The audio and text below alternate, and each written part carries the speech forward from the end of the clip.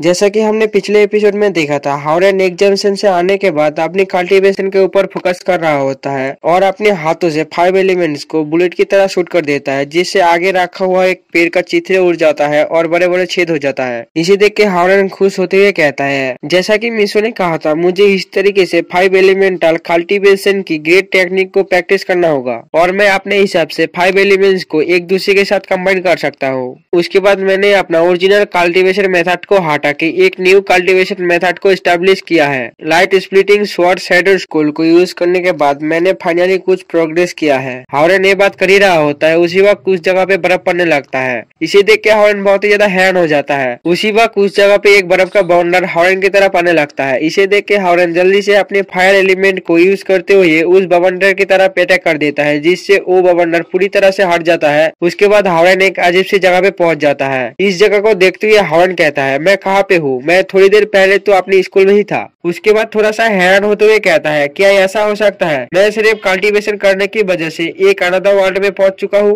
क्या सच में ऐसा हो सकता है? मैंने उस वर्ल्ड में एडजस्ट होने के लिए बहुत ही हार्ड मेहनत की थी। उसके बाद कहता है, नहीं, ऐसा नहीं हो सकता। ऐसे भी मैं इस जगह को ठीक से नहीं देखा हूँ। मुझे इस जगह को ठीक से देखने के लिए एक ऊंची जगह खोजनी पड़ेगी। हावरन के सामने एक बर्फ का ऊंची पहाड़ होता है। इसे देख के हावरन उस तरफ चलने लगता है। थोड़ी देर तक उस पहाड़ पे चढ़ने के बाद हावरन कहता है, मैं और ऊपर चढ़ नहीं पाऊंगा, मुझ में और चलने की ताकत ही नहीं है। ये कैसे बेकार सी जगह है जिसमें मैं फंस चुका हूँ। उसी वक्त दिखा जाता है हावरन की पैरों की तरफ के बर्फ को जो टूटने लगता है और उसमें से गर्म हवा निकलने लगता है। इसे देख के हावरन बहुत ही ज्यादा हैरान हो जाता है और हावरन के सामने से बहुत ही ज्यादा लावा हावरन की तरफ आने लगता है। इसे देख के हावरन जल्दी से उस लावा से डॉज करते हुए अपनी अर्थ एलिमेंट को यूज करते हुए उस जगह पे एक बड़े से पत्थर ले आता है और उसके ऊपर चढ़ जाता है और चारों तरफ देखते हुए कहता है, ऐसा लग रहा है इस जगह का हवा उबल रहा है। थोड़ी देर पहले इस जगह पे बर्फ गिर रहा था, लेकिन अभी मैं लावा से घिरा हुआ हूँ। क्या ये कोई कयामत का ट्रायल हो रहा है ना और कुछ? उसके बाद हावरन हैरान होते हुए कहता है, क्या ये कोई ट्रायल हो सकता है? हावरन ने बात कर ही रहा होता है। उसी वक्त दिखाई जाता है हावरन के ऊपर दो सफेद कलर का बाट को जो हावरन के ऊपर अटैक कर रहा होता है। हावरन उन अटैक को डॉज करते हुए कहता है, चलो भी मुझे एक ब्रेक दो।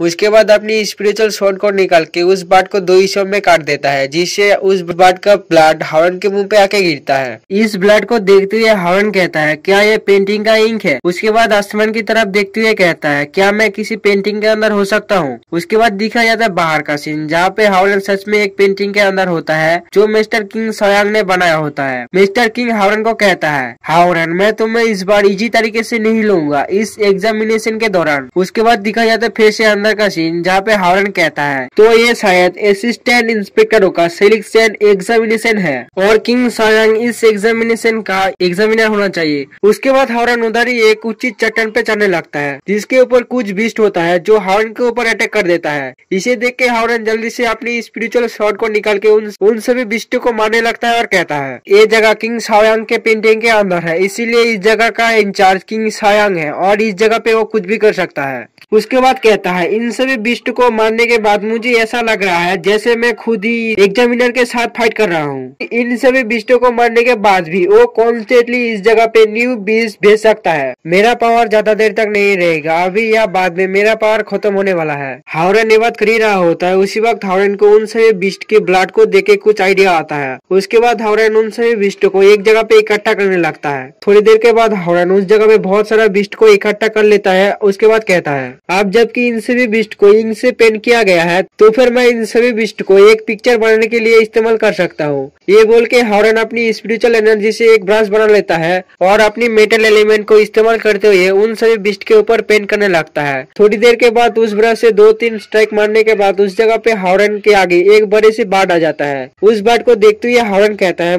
मुझे अभी भी याद है, इतना बड़ा ही एक बाट को मैं एक किताब में देखा था। मुझे तो अभी भी बहुत ही हैरानी हो रही है, मैं इसे ठीक से बना पाया हूँ। उसके बाद हावरन उस बाट के ऊपर चढ़ जाता है और उड़ के जाते हुए कहता है, अब जबकि ये तो एक पेंटिंग है, तो फिर इस पेंटिंग के अंदर एक बॉर्डर होना चाहिए। अगर मुझे इस पेंटिंग के अंदर बॉर्डर मिल जाता है तो फिर मैं इस जगह से बाहर निकल सकता हूँ। ये बोलते हुए हावरन उड़ के जा रहा होता है। उसके बाद दिखाया जाता है बाहर का सीन, जहाँ पे मिस्टर किंग सयांग हावरन को उड़ के जाते हुए देख के बहुत ही ज्यादा गुस्से में होता है और हावरन को कहता है, तुमने मेरी पेंटिंग के अंदर एक पिक्चर ड्रॉ किया, तुमने मेरी मेहनत को एक बार फिर से खराब करने की हिम्मत कैसे किया? ये बोल के किंग सयांग यांग गुस्से में और भी ज्यादा अपनी पेन ब्रश को निकल लेता है और हावर्ड को कहता है, तुम इस जगह से बाहर निकलना चाहती हो, तुम ऐसा सपने में करना। ये बोल के किंग शाओ यांग उन सभी ब्रशों से उस पेंटिंग में पेंट करने लगता है, जिससे उस पेंटिंग के अंदर हॉरन के आगे एक बहुत बड़ा जाइंट मॉन्स्टर आ जाता है, जिसे देख के हॉरन बहुत ही ज्यादा हैरान हो जाता है और इसी जगह पर एपिसोड एंड होता है।